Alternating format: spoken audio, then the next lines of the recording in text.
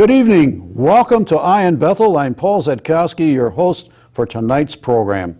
Tonight, ladies and gentlemen, we're going to be talking about the 5th Congressional District. If you recall, this particular district is presently occupied by our present Congressman Chris Murphy.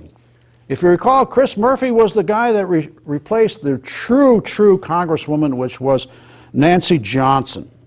Now, you're saying to yourselves, why is Chris Murphy leaving? Well, essentially, he's going on to the Senate. And can you believe that? This is the guy that said 98% of the time when Nancy Pelosi was at the head of the House, he rubber stamped it. 98% of the time, and he's going to go on for the Senate. But that's a story for another time. Tonight, we're going to be talking to a congressional candidate, a candidate perhaps many of you who are very familiar. You've heard the name Andrew Roraback. Andrew is essentially our state senator from the Litchfield Hills area going, I guess, east a little bit. And we're going to be talking to him tonight. Now, I'm sure that many of you are saying, wait a minute, I understand that there will be a convention. And you as listeners are going to say, wait a minute, how do I get involved in this convention? I'm not a delegate to this particular convention. This convention is going to be held on May 18th of this year. But you know what I mean? You said, what? I can't vote. How do you do that? Yes, you've got the influence to do that. And essentially the way it's going to be done, all you've got to do is call up the town clerk and ask him, give me a list of those individuals who are on the Republican Town Committee. And after tonight's program, you might want to say, I want Andrew Roraback to be the candidate, the Republican candidate for District 5, the 5th Congressional District. The town clerk will give you a list of individuals. You call them up and say, this is who I want. So this is how you get involved in the process.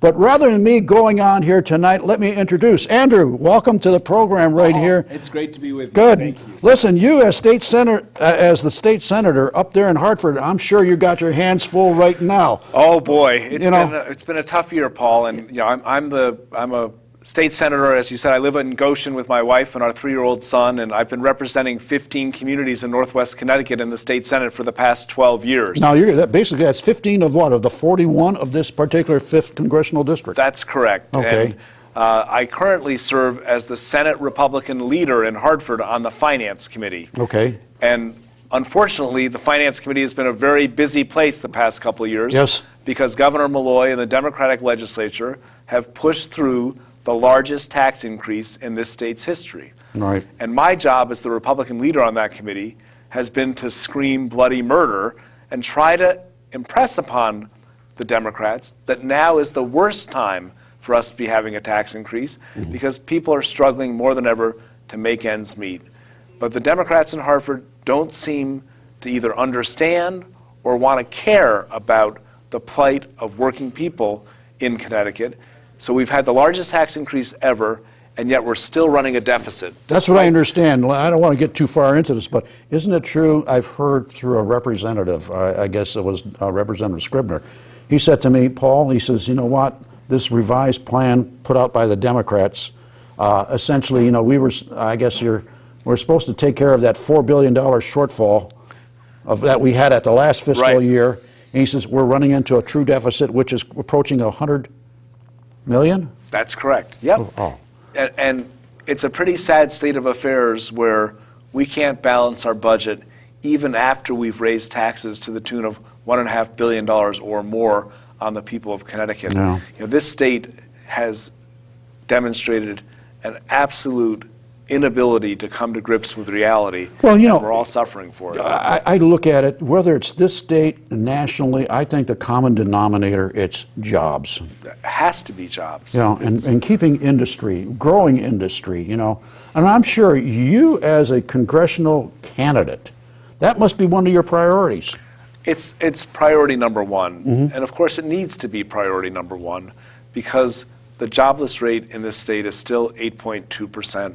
I met this morning with a small manufacturer in my district, and he said he wants to put his capital to work to expand his plant, but he's so fearful of what the Obama administration may do that he's sitting on the sidelines and wants to see a sane fiscal policy in Washington before he puts his hard-earned capital to work expanding his plant.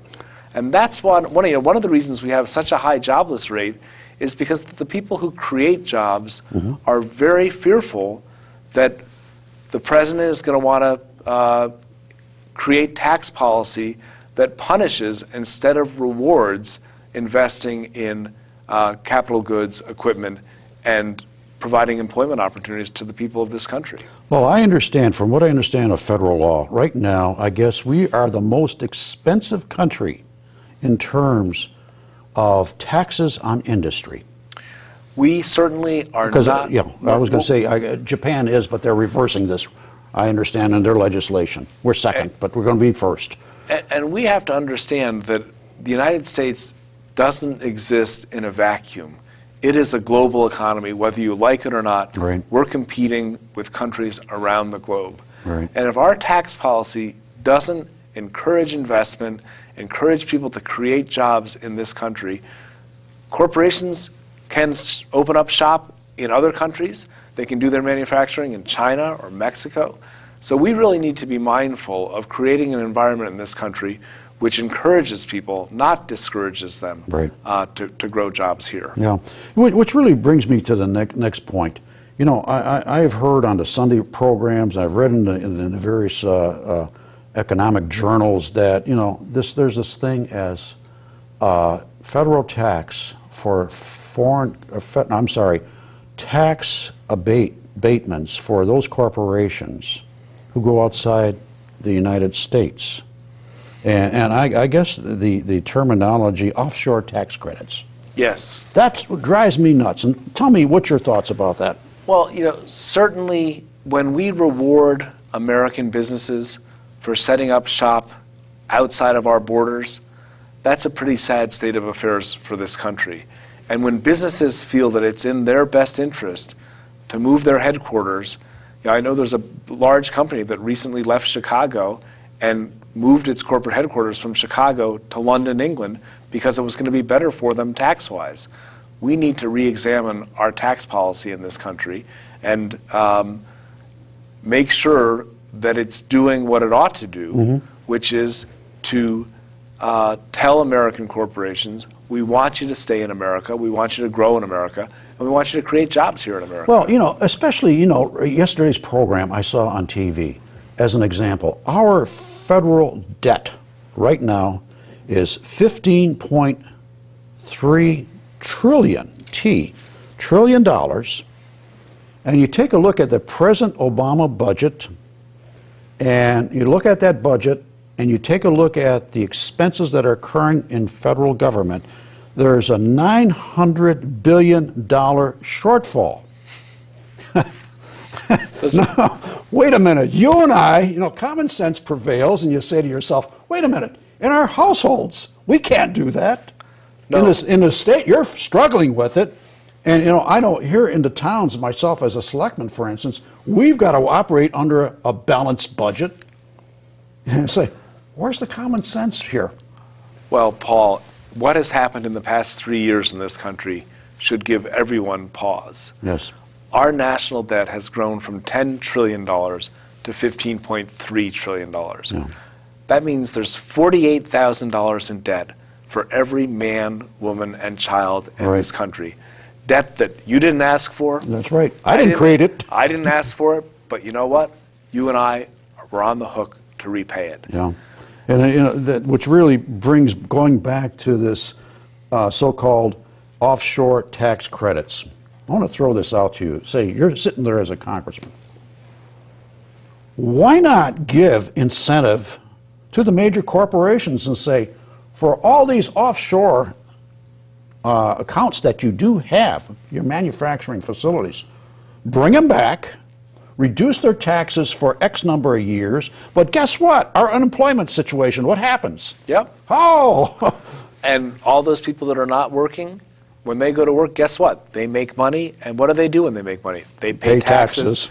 And they spend money, too. They spend money, and they buy things. It's a snowball effect. Goods and services. There are a lot of reasons that we want American manufacturing to grow on American soil. And I also would say the energy industry is the industry now that's growing the most rapidly in our country. And I think we...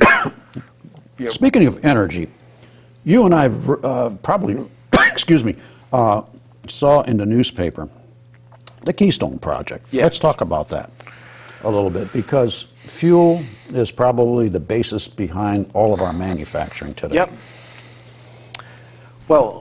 Go ahead. Well, I think that the Keystone Project is the kind of project that this country should recognize will bring us energy independence. And in my view, energy security is national security. Right. You know, when we're able to meet our own energy needs at home, that means that we're not going to be dependent on people in Iran or Iraq or Saudi Arabia to provide us with the oil. And here we have these so-called fields up in, I guess it's Canada as well as North Dakota, up in that particular arena. And yes. This was supposed to be a pipeline that our dear president decided to put his, I hate to say this, but some people may hate me for this, but became a tree hugger. Well, this, I mean, the original route of the pipeline, Paul, and in fairness to the environmental community, the original route of the pipeline went over the largest aquifer that there is in the Midwest. Okay. The people of North Dakota said, we don't want this pipeline going over the aquifer. Let us come up with an alternative route. The people of North Dakota are well able to do that. The president made a mistake because instead of saying, I approve the pipeline conditioned on the people of North Dakota settling on an alternative route, he rejected it altogether. But there was money that was spent that this pipeline organization came to Congress and says, okay, we're going to spend all this money. And they says, go ahead. Yep. Well, the people of North Dakota have said, and the governor said, and the senator said, we can figure this out.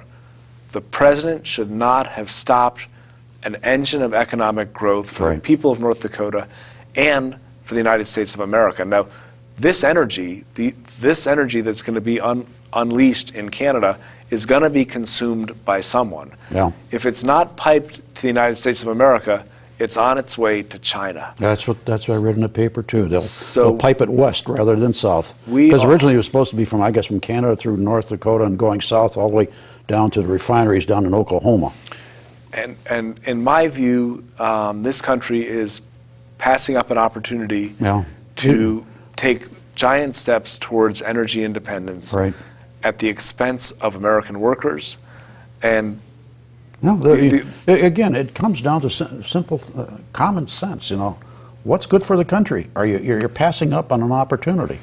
And what's good for the consumer? You know, we need to, especially looking at the gas prices today. You know, and the fuel oil prices. I almost paid $4 a gallon for the regular gas I put into my car, and it racks up pretty quickly. At $4 a gallon, all of a sudden 3 gallons of gas is $12. Wow. 6 gallons of gas is $24. Yeah.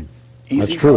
Also, here in the Northeast, it's fuel oil heats our homes too. You know, I remember when I first moved to the Northeast. Now I'm dating myself. This is 1970-ish, 72. 15 cents a gallon. Gone are those days, unfortunately. Yeah, now it's it's 15 cents for a thimbleful. Exactly. You know, let's just talk about another area that's been sort of a bone of contention for me. It's our government agencies which regulate mortgages, and I guess they're called pseudo agencies. Freddie Mac and who's it? Sallie Mae?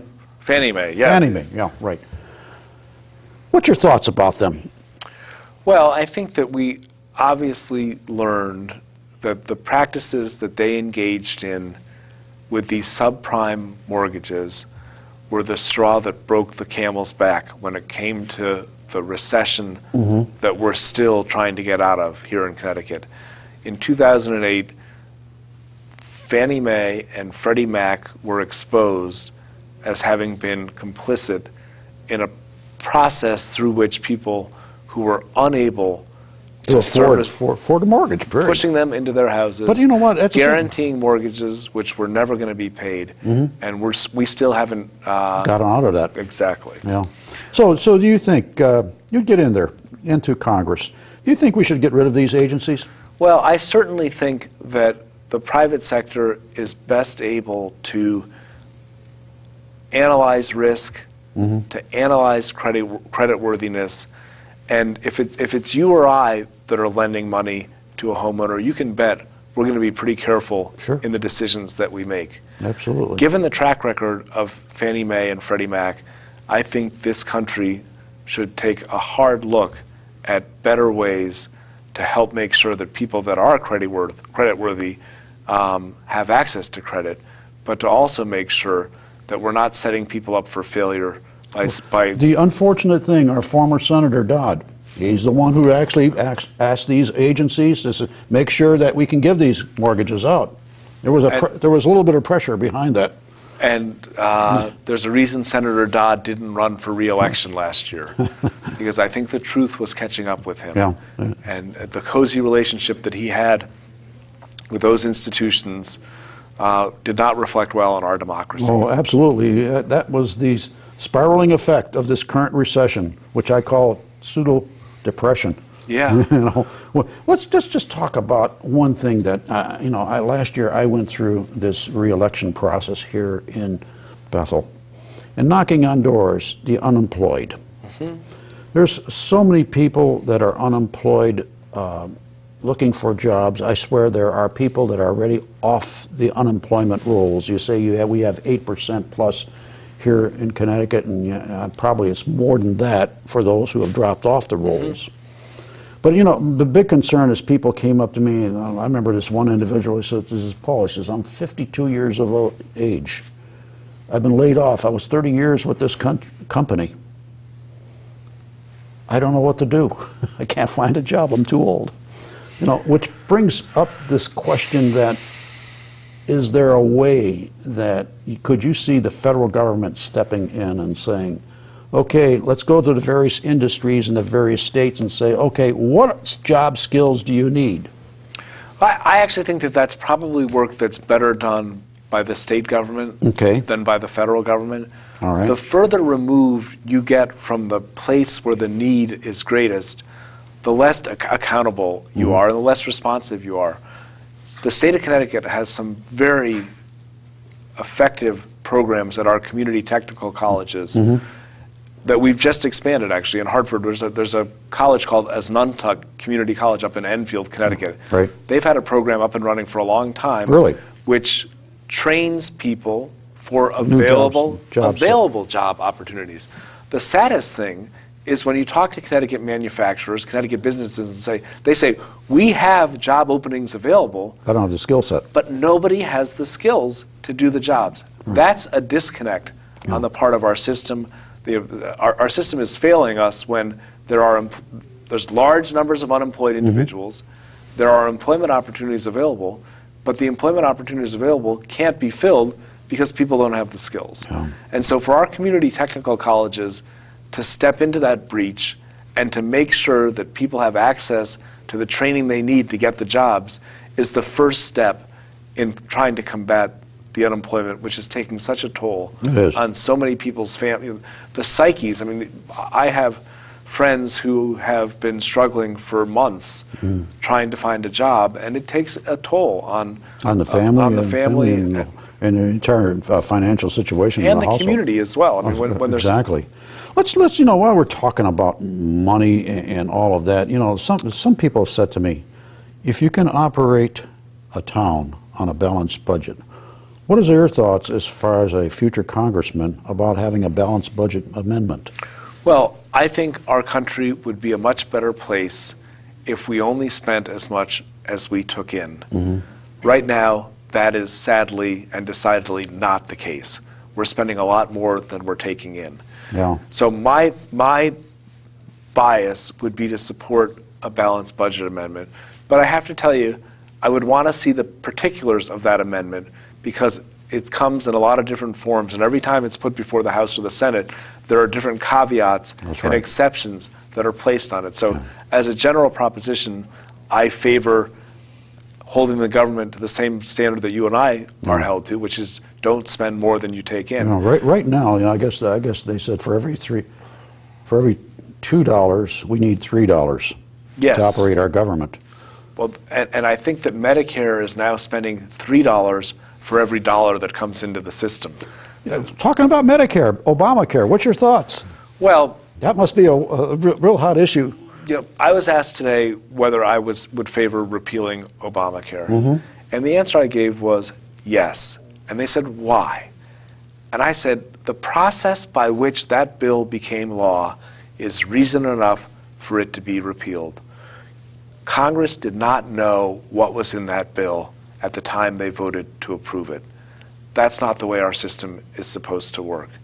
We have to go back to square one and make sure that, first of all, members of Congress have an opportunity to read and understand the contents of any health care bill, and that it's not shoved down their throats in the dark of night without people having an opportunity to ask questions and get answers. Yeah. So that, well, I always think when it was going through legislation, Nancy Pelosi, as leader of the House there, says, let's pass it and we'll read it later. Exactly. I mean, it's stupid. Well, it's not. It's irresponsible, and it's not. It's breaking faith with the people of this country.